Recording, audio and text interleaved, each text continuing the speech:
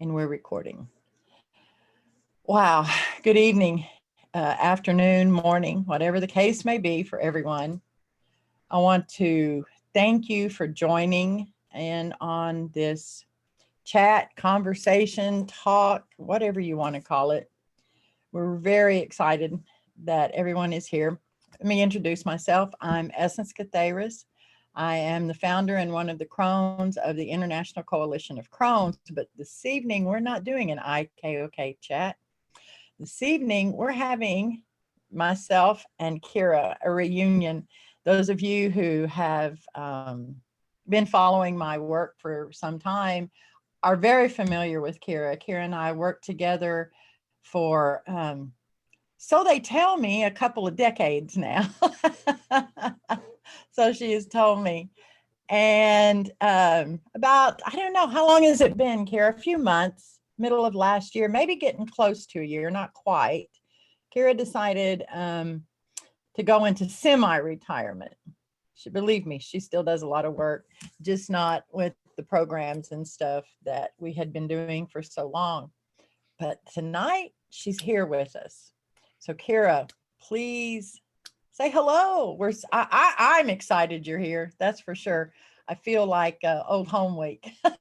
Hello, everyone. And I can't be part of the Crones because I'm way too young. But other than that, Sorry. You almost made me spit my tea out on that one. I'm sorry. No, I'm happy to be here too. Yeah. Thanks, Kyra. Okay.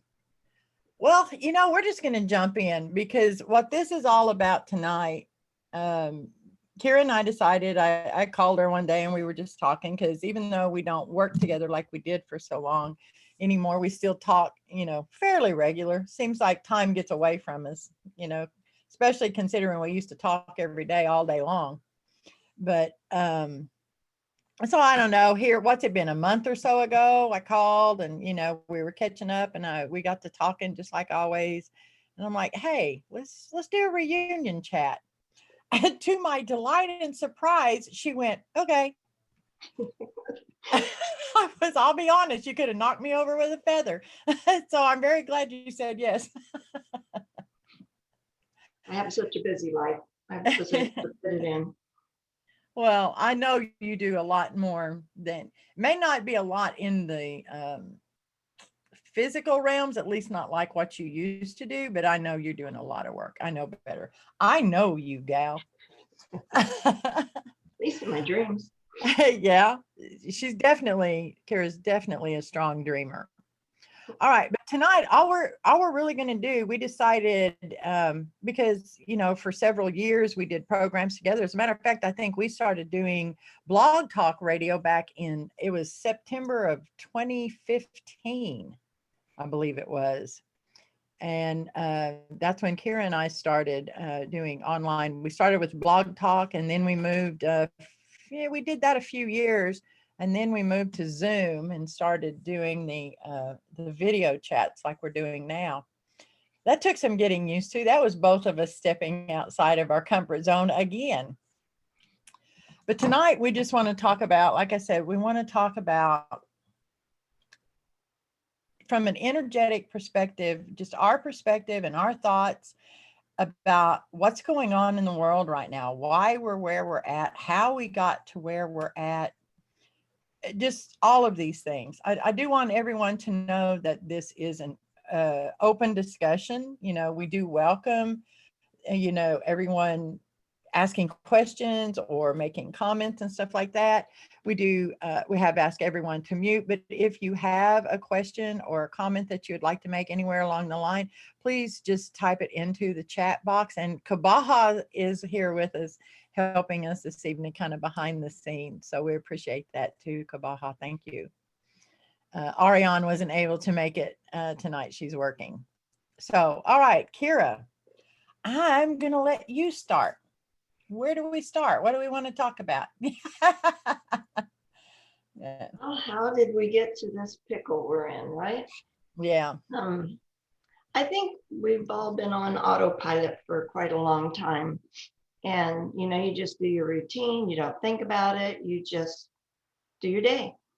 And COVID comes along and makes everyone disconnect from the routines, disconnect from each other, and have quiet time alone.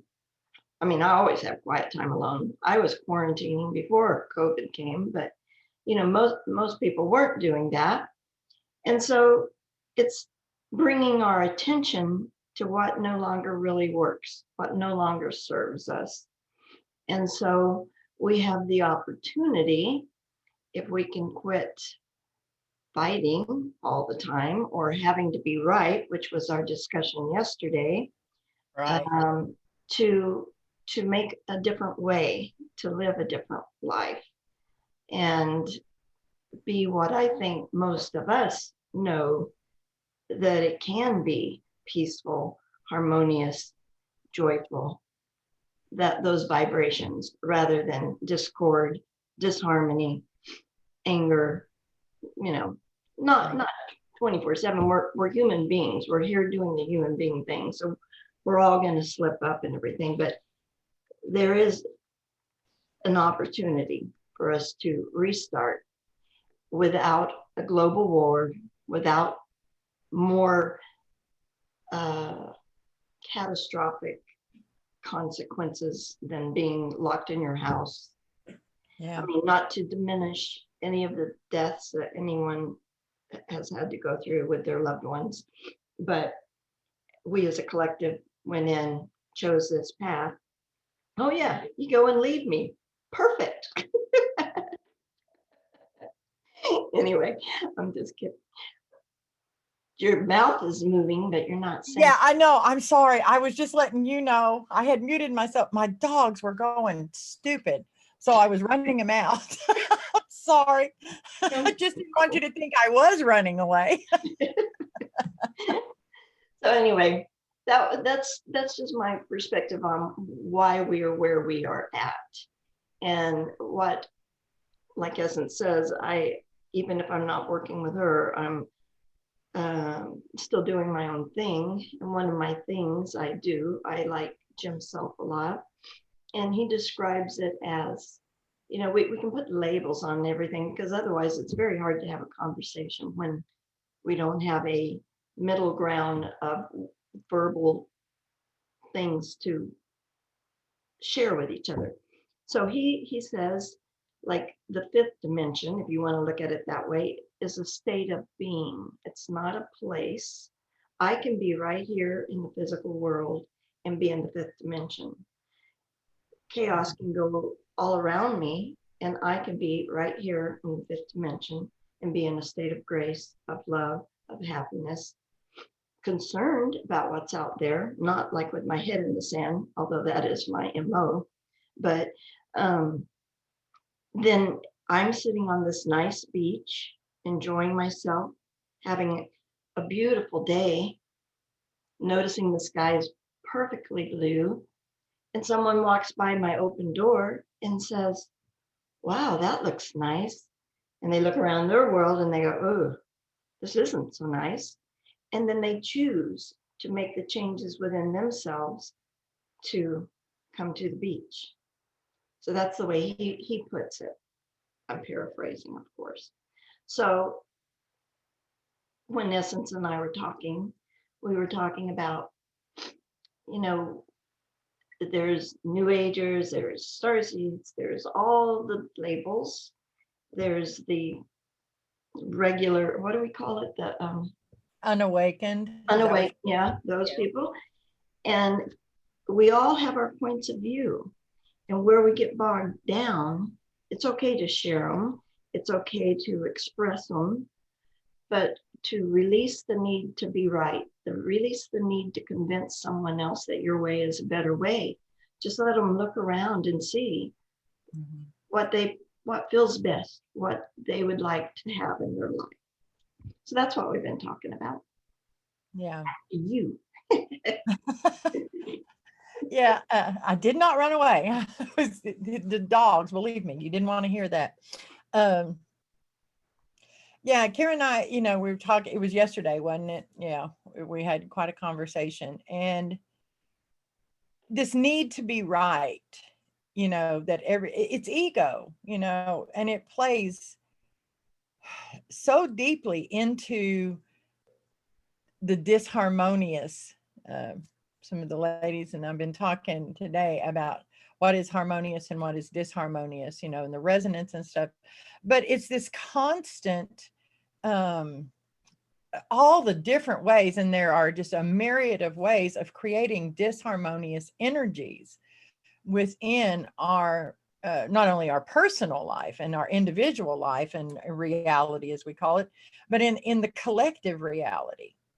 And the you know kind of just depending on whatever perspective in the moment you're looking at and from, and talking about all of this from the energetic, one of the main things that just always comes back around, I think there's really kind of 2 points, I think, that seem to always, everything spirals back around to it, and then just it becomes like you the baseline of the issue, and that is ego and the need to be right, and the lack of self-responsibility, the lack of individuals to take on a level of responsibility first with self, but then after that, there's that level of responsibility for self has to include at some point, okay, a level of responsibility for the collective. There has to come a place where you stop thinking about only me, even in your spiritual awakening and consciousness expansion journey. Okay. That's not an end point, in like, oh, I got to work on me. I got to work on me. It is very important. It is the first step. I agree. But it is also not the end of the journey. It's really just the beginning of the journey from my perspective, because once you reach a certain level of understanding and knowledge and all the things you want to say, like Kyra says, we have to choose words for concepts when we're trying to discuss things like this. Then there comes a point where you have to shift your default, is how I say it, from your default perspective always being about self to your default perspective being about the collective. Now that doesn't mean that you stop caring for self and working on self. It simply means to me, okay, that what transpires is you actually begin to see, okay, as an example, I can say, okay, I see within myself this issue that I say, or feel or know that I need to continue working on to expand my individual consciousness. But, and those who work with me know I'm full of buts. One of my saying is there's always a but. The but is, then how does my expansion of consciousness and my journey of spiritual awakening affect the collective? That, I think, for so many, I think a lot of us, a lot of the quote unquote awakened, spiritually awakened, are ready for that. We're ready to step up and start letting that be our default perspective. Does that make sense? The golden rule, wouldn't it? Yeah. Yeah, you're right. One to others. Yeah. So you have something you want to add there? No, I think it was, I don't know if it was in the paper, I read the paper like that, or Yeah. I saw it on the computer, but there was an Asian lady in, I think she was 60 or 65 in New York City at Times Square. And some guy came along and started kicking her and beating her. And there were 2 security guards that were watching this happen and other bystanders. And nobody came to her rescue. And the bad guy was able to just walk away. And I know that happened in the past a long time ago when somebody was getting raped or killed or something, and people at that point, it was like the first time that it started happening where people didn't want to get involved. I'm not getting involved. And so this happened yesterday or whatever. So again, it's the, if that was you on the ground being kicked and hit, you would sure want somebody to come to your rescue, but you can't lift a finger for someone else. So the do unto other rule is a good rule for a reason. You do it not only for yourself, because I couldn't live with myself if I had watched something like that happen and hadn't made an effort to stop that going on. But I guess some people don't have as much of a conscience or something. I don't know. I'll be honest, I don't know. I mean, I don't know how, other than fear. You We know, did discuss that yesterday too. Fear yeah. being underlying, whether it's disguised as other emotions as Mhm. one of the problems. So I guess the fear in the attacker is he perceives this Asian lady as, I guess, as a threat because she's not from here. They said he was yelling at her that she didn't belong. And so his fear of being infiltrated or whatever would cause Right. him to act out that way. Um, I guess you have to put your feet in the other person's shoes, as they say, and try to figure it out so that you don't stand in judgment. Um, remember, we had that in our conversation Right. yesterday Yeah. too, Yeah. um, where people need to get out of their own way and let go of fear and step forward. Good point. Yes. Yeah. Lisa, I saw your comment that she said people need to get out of their own way, let go of fear, and step forward. And I do agree with that, but that's definitely for so many a lot. It's hard. Bottom line, it's very difficult. It takes a strong individual, and unfortunately, right now especially, fear has just permeated with the pandemic. The global pandemic has just absolutely permeated. I mean, it's been a problem for a long time, but now it's like what I'm hearing is like we're sharing the same fear. The entire planet is sharing the same fear. And so I don't know, let's look at that. Maybe is that You would think it would unify. right? Yeah, that's what I was just thinking, looking at I do believe some of my personal beliefs, and I've talked about this, in other chats and talks and stuff. Uh, where we're at, okay, with this global pandemic, where we're at globally, it is a part of, from my perspective, and the work that I do, the Metatronic numerology and the Q4 and all of that stuff. Um, this is a experience, a global, collective global experience that we as a collective have subconsciously, of course, um, created simply to actually be a trigger, a momentum force, towards us coming together as one, doing away with all of these illusionary boundaries. And I'm not necessarily talking about the boundaries, because I know when you say that word in this day and age, it goes even just almost on a subconscious level straight into the subconscious mind of most humans. They think they go political, and it's like, oh no, then where's our country and where's our culture? It's not about that. None of that has to be lost. And I think that's a fear. I think that's a part of the fear that we're talking about here. These fears are, what is the baseline fear? Maybe that's the question here, Kyra. What do we But think? what I flashed on when you said it Okay. was that the little ego who is trying to make us fit in and keep us safe perceives losing the individuality Mhm. as uh, uh, a danger. And so that a unified Yeah. fear, all of us would feel that because our little ego doesn't want to lose itself. It doesn't realize that in reality we are one. Right. And when we say that, or just Essence and I and are talking, Mhm. um, that's what I meant by you can't hold on to the I've got to be right. Everybody Right. can be diverse. Everyone can have their own opinion as long as it's not physically hurting someone else.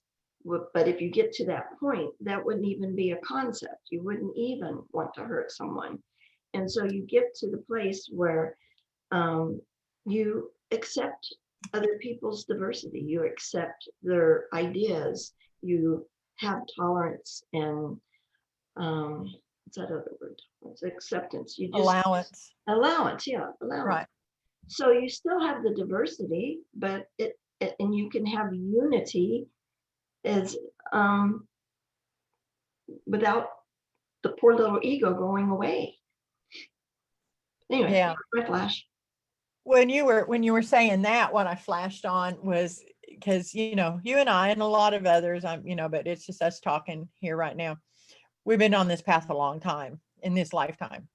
And we can go back and we can remember literally 30, 40 years ago in this, I'm going to use the term generally and loosely, belief system. Okay. And there was this huge fear. Okay. And it was actually in that time where the collective was as awakened. And I know you're going to remember this, that fear of, it was the whenever anyone would say we are one, it was that we are one, and they would talk about the concept of, we to say it very simply and state it very simply, we're all sparks of the divine one consciousness that individuated from the original source, and came here simply for the experience of this reality, all for the purpose of allowing the one individual, the one consciousness, God, source, whatever term a person's comfortable with using, in expanding its consciousness and experiencing self. Well, the fear was at that time, and I remember this so vividly, like 35 years ago, it was really a big thing. There was the fear of losing self, just exactly what you're talking about.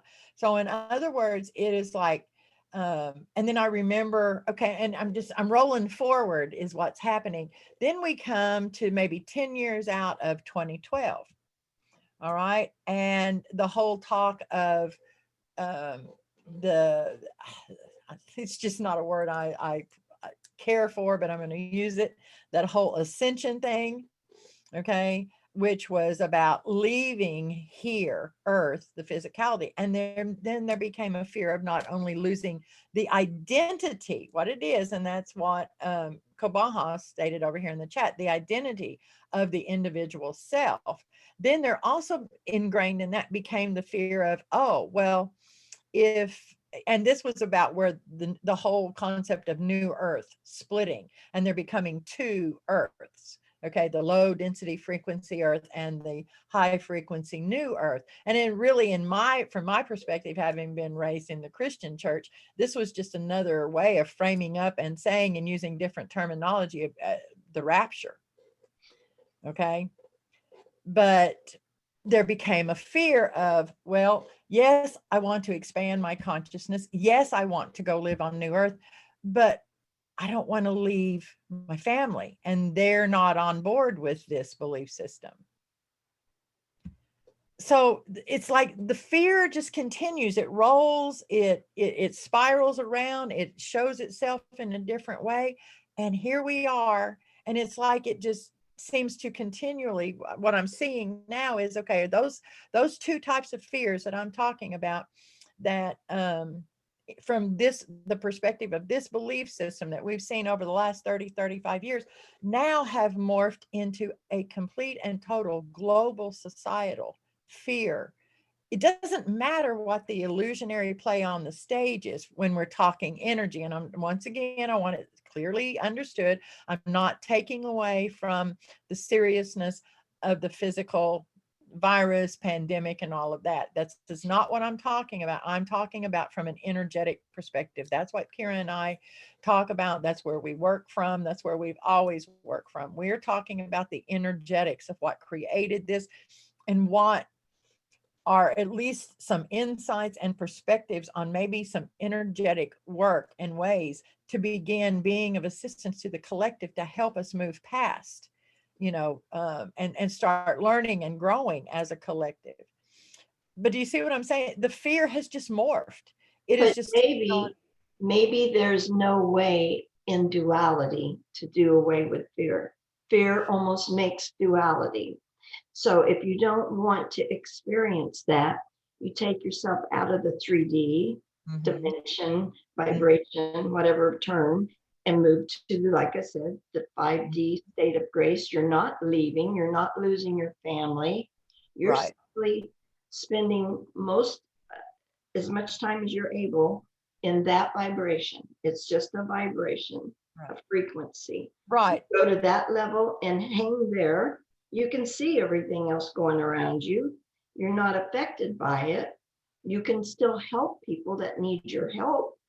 But the best way, I think, to help to get away from the need to be right, the need to evangelize or, that sort of thing, is just be it, be centered, be balanced, be happy, and let them see that vibration and choose it for themselves. Let them see that what they have doesn't feel as good and they want to feel that way. So anyway, that was what I thought was maybe Yeah, there's no no, way to get away from the fear in that sense. right. And I agree. And I think, and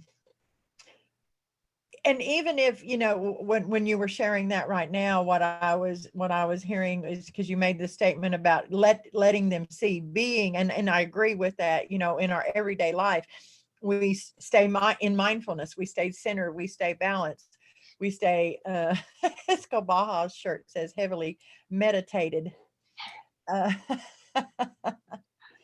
but even if we don't, and from the energetic perspective, so what my thought was as you were sharing all that, and like I said, I do agree with all of that, and I think as the individual humans we are, as we walk about our daily life, I think that's really the best that we can do, in all honesty.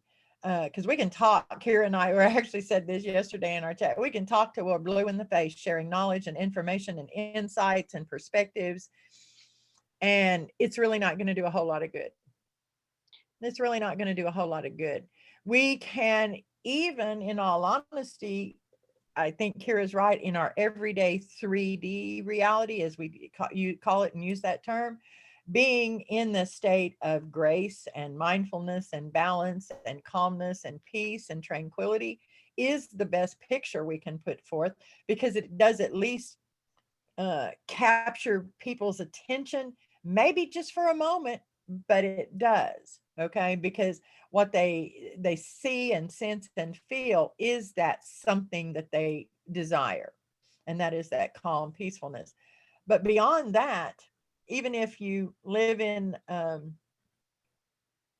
Antarctica, and I'm just choosing that simply as some place where you're not going to be seen by anybody, you're not going to be heard by anybody in everyday life and stuff I'm talking about.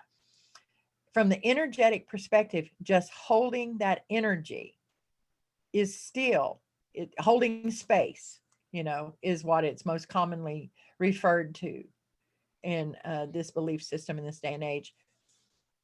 I was Holding thinking space. maybe young souls that are just coming in and, are still figuring things out. And we've talked before about people think of ascension that everybody is, leaving this planet and doing something different, or the whole planet's changing or whatever, if you look at it that way. But um, if duality is going to remain, which I don't know, it may not, but if it does, there has to be these extremes.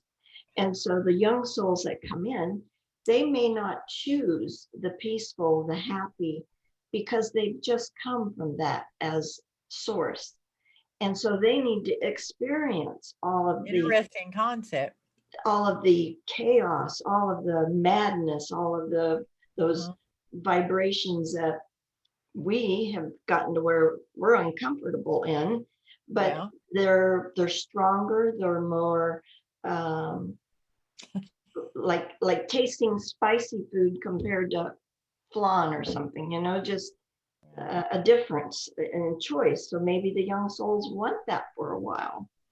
That's an interesting concept, because if we go back to now, if we let go of the play on the stage, okay, the illusionary play on the stage, which is the 3D reality, that it really makes a lot of sense, because I've used the term, or the way of saying it. You're right, this is a realm of duality, and it was created to be a realm of duality. It's always going to be a realm of duality. This whole concept of doing away with half of duality and then having a whole, well, that doesn't even make sense. That's not even a rational thought. Okay, there are other reality systems that are like that, but that's not what this reality system is. It's not what it was designed for. It's not what the lesson plan of this school is. And that's exactly what I always say, is just because one class is graduating, you don't burn the school down. There are other classes coming up behind that are going to need the school and the lesson. All right. I do think, and one thing that when you were talking and sharing just a minute ago, Kyra, when I flashed on, was the extremes of imbalance. Okay.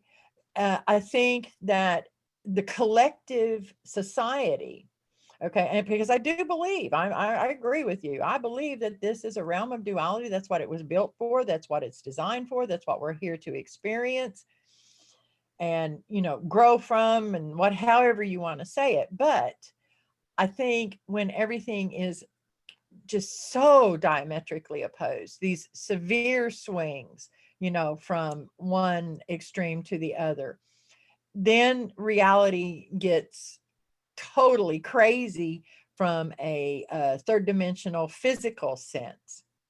Because there have been points in this reality system that we're not this crazy, you know and that's because the extremes weren't as extreme as so balance, I think. And I remember several years ago, some of the information from the Q4 were talking about that actually, and they said that the optimal, actually the gold, what we call golden age, golden ages, and because everything spirals, remember, and cycles back around, and so we go from dark ages to golden ages. That's the realm of duality experience part of it.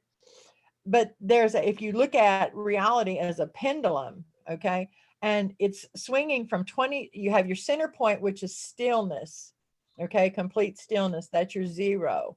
But at that point, if there's no movement, there's no growth, there's no expansion, there's no experience. It's just stillness and quiet. It's the void, if you will. Okay. But too big of a swing, then you come into total destruction, if the swing gets too out of control. But the optimal swing rate, if you will, on this pendulum for a golden age cycle is for 22 degrees either side of zero. Okay. And not to go into all the numerology, that's not what we're here talking about tonight. But from the Metatronic numerology standpoint, that makes perfect sense, because very simply stated, that 22 frequency is the master builder. So it is the frequency upon which the foundation of golden age cycles are built. So, but I think balance right there. But how do we, as star seeds, whatever light workers, whatever term you want to use and call yourself, awaken, blah, blah, blah. Okay. How do we um, assist in where this collective is at right now? What do we do? I mean, what's something you would suggest? Um, there's a question, but what I was thinking when you were saying that is we're moving into a place in the universe or galaxy or however you call all that, where we haven't been. We have new information, new light coming in. kind of upgrading us to what we have been. So I was thinking about, like, I was kidding. I'm really old, not really young, but when the TV Hey, wait a shows, minute. Let me clarify that real quick. She is older than I am. I'm All right. 68. But Okay. when I was watching TV as a kid, it was movies like My Favorite Martian and Ozzie and Harriet. And if you think of those TV shows, even as compared to, you know, the films that we have now that are in high def, and you know the action that goes on, and it's just way more. Mhm. I don't know, contrasted is the word I'm kind of seeing, but so as we moved into this new energy, it's giving us like an upgrade. We've gone from Ozzie and Harriet when we couldn't take that contrast, that that's not the word I want, but I can't get there. So basically what I'm saying is we're changing Right. how we've been. And we've gone into this collective reset so that we can be aware of it coming in. If we Right. were still in our routines, going here and there and dropping the kids off and doing all the things, you know, we might not have seen it, felt it, been aware of it as much as we are right now. Yeah. Whatever. Yeah. No, I get it. I actually followed that, but you know, Yeah. I'm used to following you. I'm sorry for the rest of you, but you probably Yeah. You know, bottom line, reality's changing. Reality's changing. We're changing. That's a part of the expansion of consciousness. You know, and so to help, we just have to be flexible mhm. and move with the energy rather than fighting it because it's something different, something that we don't know. Just, Neophobes. Yeah. pardon? Neophobes. Neophobe. Neophobe, someone who's afraid of the new. Yeah. Yeah. And just, I would say that is the best way to help people. Again, letting them make the choice, because you can't make someone else's choice to begin with. They have to No. make the choice, but just let them, we can say it in the light worker terms, shine your light so that they see that there's more there than there Mhm. was, and let them make the choice that that's what they would choose over what they've had. Yeah. One thing I'm hearing now to share too, and probably because I've been kind of deep into conversation with some ladies and stuff the last couple of days about things like this, is understanding how energy, frequency, and vibration work. Okay, as if we're star seeds, we came here to do this work. Okay, and I think in a lot of ways, and I'm not going to go into, if anyone's interested in that, they can go listen to past IKoK chats and get a lot of information on that. But we came here to do energy work, and you know, I'm going to say all this very simply and, you know, almost juvenile, if you will. Um, but if we don't understand how to do it, you know, you're not going to do it. I think I used an analogy yesterday or today in talking with some ladies about energy work, learning how energy work works. That sounded weird. And it's like, if you want to eat a cake, you can't eat cake until you learn how to, you can't eat cake until you bake a cake, and you can't bake a cake until you learn how to bake the cake. So in other words, it's not enough just to, how do I want to say this? Okay, what are you guys trying to say? It's actually what pulled up, Kyra, was one of the things that you're known for saying for quite a long time, and is that it's not enough to be just human anymore. We have got to expand as the awakened, okay, as the, using the terms that are familiar in this belief system, as the starseeds who came here to do this work of being of assistance, of helping the unawakened masses of humanity expand their consciousness. It's not enough to just mouth the words. We've actually got to remember and come together and start working together.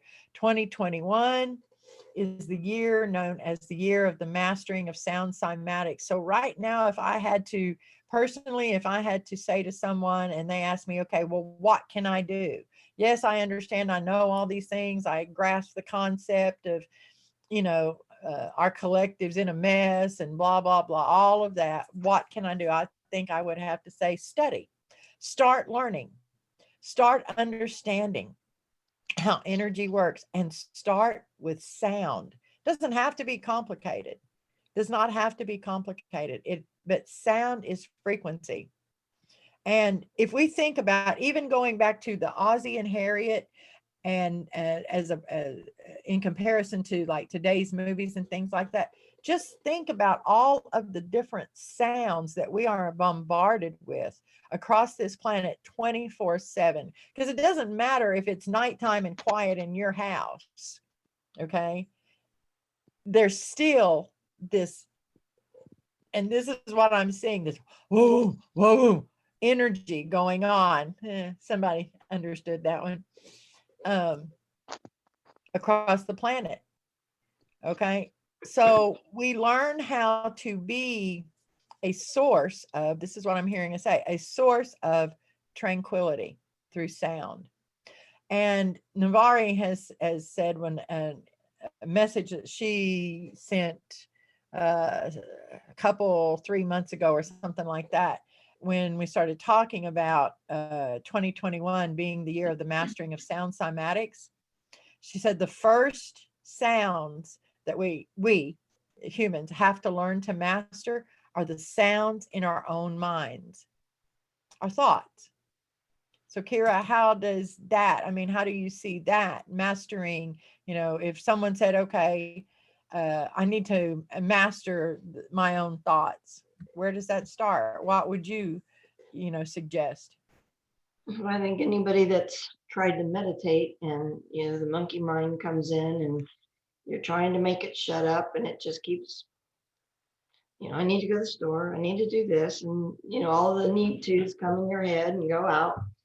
The more you try to fight against it, it seems like it gets louder. And so it's, those books that they used to have, I've got them over there. And excuse me, you make your eyes get soft so that you can see the image that's they're 3D and they come out of the picture when you let your eyes get soft. So I see that with the sound. You don't fight against, you vibrate with, kind of flow with it, see where it goes, and just ride it rather than putting up any sort of resistance. You become a conduit rather than a resistor. Is that the right words? Yeah. Anyway. Yeah, that actually brings me back around to a conversation I was having earlier today with some women about it's trying to fly out of my head. Let me see if I can hang on to it. And I had been talking about basically the ring past naught. Okay. And the original spin, the clockwise original spin of creation, and then it hits a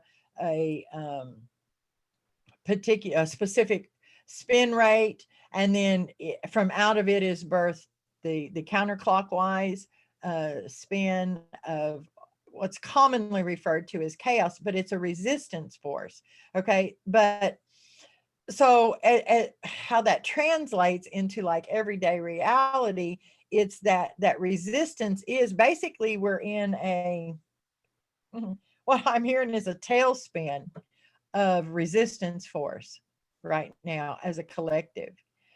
But what the resistance force is about, the chaos energy as it's often called, it's actually the stabilizing force of any reality system.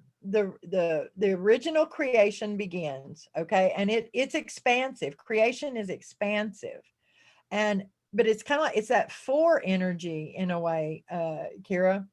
It's that where you have to have your solid foundation, and you have to have boundaries and limitations, because if you don't, then the foundation isn't solid. Well, that's what the resistance force does.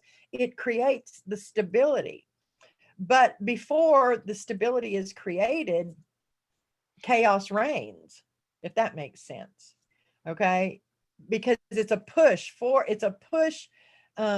and a pull inward all at the same time. So it's really kind of this tug of war. So, that's where we're at as a collective, in this tug of war with creation and expansion of consciousness. Maybe here's a thought that's just popping in, and then I'm going to turn this over to you.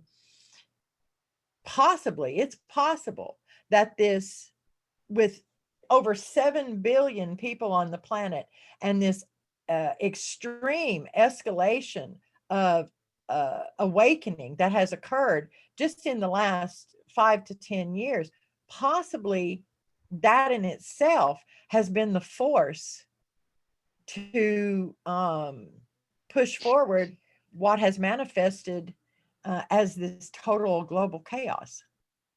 Did that make sense? Did you follow that? Yes. Kind of. I lost it just right at the very end a little bit. Okay. But that was because I was writing a note so that I would. Okay. All right.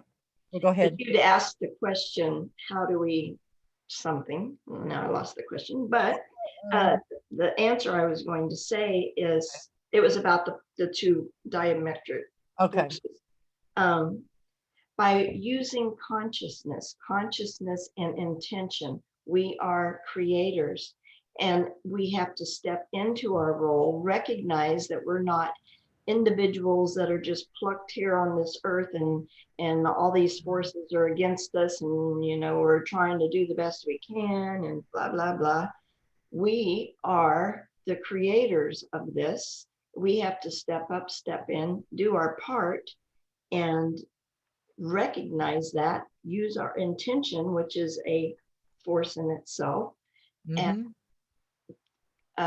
it's like in the Bible where he says, you have dominion over it.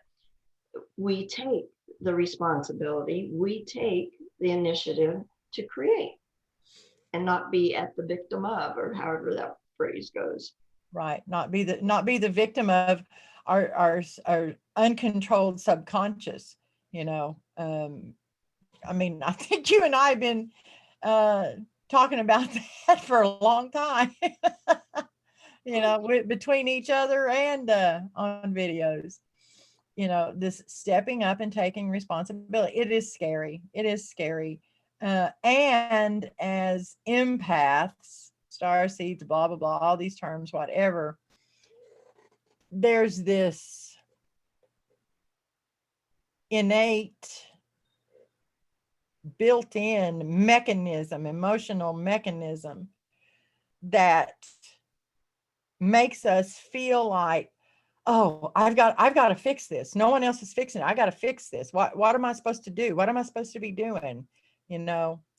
Well, that has gotten out of control. Let's just be a little bit honest here. That's gotten a little bit out of control, and for a lot of different reasons we don't necessarily need to go into right now, but let's just say a lot of disinformation, and I'm going to say equal amounts of disinformation and equal amounts of ego that has kind of gotten out of control. And then that kind of gives birth to savior complexes, which star seeds and empaths have a tendency to have anyway, simply because they want to make the pain stop.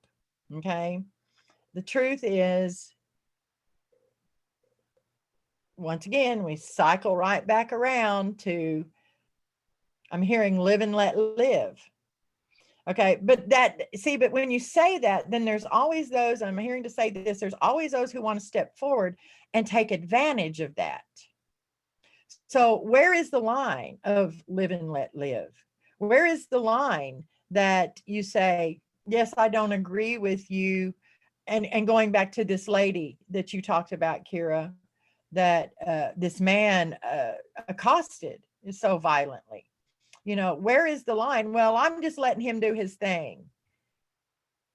Where's the line? There's got to be a line.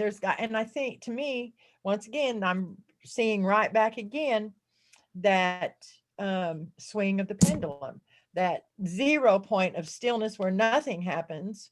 Okay. And when I say nothing happens, I'm talking about the collective reality expanding, its consciousness and growth occurring.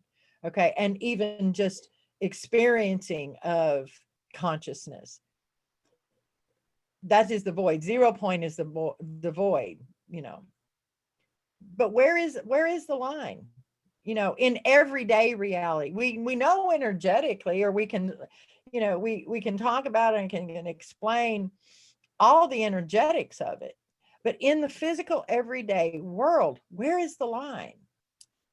Where is the line of live and let live? Where is the line of, because there's always those who want to take advantage, greed, power, control. All you and I talked about that yesterday or day before, whenever it was too, Kyra. Well, I was thinking that, again, the golden rule would apply. Mhm. When you apply through the line, where's the line? Mhm. And then crud, there it went. I love those.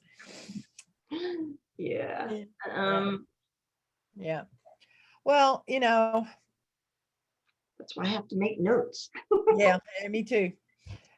There's no the bottom line. We'll talk about that line for a minute.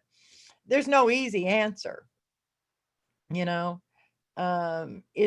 is about each of us being responsible for self, and for self being responsible for our part of the creation of the collective reality. That's a little difficult concept sometimes. You got something to say there, Kyra? No, I'm reading the chat box. Oh, okay. All right. Yeah, and I want to address that. Okay. Oh, I'm sorry. Seems like we have predators and prey here and there. Yeah. Well, okay. Carla has said it seems like we have predators and prey here in this reality, and that's true. We do. But okay.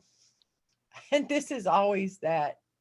Where are you going to talk to, or from what perspective are you going to address any given situation? And I think I know for me, it always has to be from several different perspectives. Okay. And I kind of like to always start at the higher perspective, or at least a higher perspective than just 3D reality. That's how I work. I'm always working with the energy. It's like I've always taught for years. Any situation, now this doesn't mean a life-threatening situation in the moment. Of course, you're going to act in that moment in the physical. But in the situation where it's afforded, you look at the energy of the situation first. And when I say look at the energy of a situation, I'm talking about, you forget the play on the stage, you forget the players, you forget that, because all of that's the illusion from the higher perspective, energetics and consciousness, okay, that we're talking about here. This is all an illusion that we're creating for the experience. So we create some stressful drama, okay, whether it involves one person, ourselves, and a flat tire, okay, or whether it involves us and 10 other people or 100 other people. It doesn't matter. Stop in that moment, let go. Don't look at anything but the energy. Examples, people say, well, how do you do that? Examples I give for simplicity's sake is, I think of energy as colored ribbons. All right. And these ribbons are coming from every direction because of that's all the different players in the situation. All right. Do not stand there and try to assign Bob a red ribbon, Sue a yellow ribbon. I mean, that's defeating the purpose. All right. It's ribbons of energy, because that's all consciousness is. It's vibration, frequency, and energy. and look at how the energy is playing and together. Is it coming together and flowing smoothly? If it is, there's not a problem. Okay. If it's coming together, if this is and this is hitting, there's a problem. If it's tangling up and knotting, if it's turning back, there's a problem. So instead of trying to go, oh, Bob, you're driving me, blah, blah, blah. And then Kira and I talked about this yesterday. It's that choose your battles, you know, look at the energy, do the energy work first, untangle those energy ribbons, okay, through the visualization and meditation and breathing process. Okay, those are simple steps that everyone can do. Then, after you have done that, then address the issue. And I promise you, if you do it that way, the issue will straighten itself out much faster and more easily every time. So, that's just to me, a simple everyday thing. It can be even something as minor as the grocery store clerk, just ticked you off for, whatever reason, or you getting aggravated because the person in front of you, checking out their groceries is like arguing over everything and it's taking forever. Those are energy situations. Every one of those can be more quickly resolved. Okay, it's a realm of duality. It's always going to be a realm of duality. It was designed, created for a realm of duality. Accept it. I'm hearing right now, and some little monk just came in and said it. Acceptance. Acceptance of what is before you in the moment. I was going to say it basically the same, just in a few different words. Okay. When you're watching the predator and the prey on the stage, but you're in 5D, as I've been talking about, they can't see you. They're involved in their dramas, so they can't even see you. So do you allow them to act out their predator and prey act so that they learn the lessons of being a human being and how to operate in the human world? Or do you step in and direct? Or do you just affect the frequencies, affect the vibrations, so that they don't even have to know anything's happening? It's like Essence is saying, you have a comb, an energetic comb, and you smooth out those ribbons, or you unknot the knot in the energy and let the physicality trickle down from that. It would be resolved because you took care of it in the energetic. Right. It's the same thing you just said. I was just saying it a little bit. Yeah. But she's absolutely right. Okay. We've got a question in here. Lisa asked earlier, and we haven't got to it yet. She said, "Are we in a dark age as the dawning before the golden Aquarian age?" Simple answer is we're on that.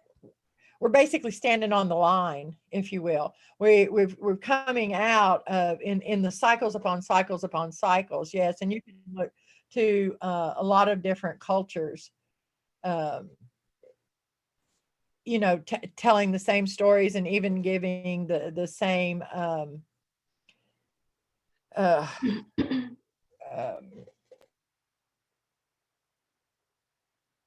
oh, somebody got muted. Sorry. I think I muted myself.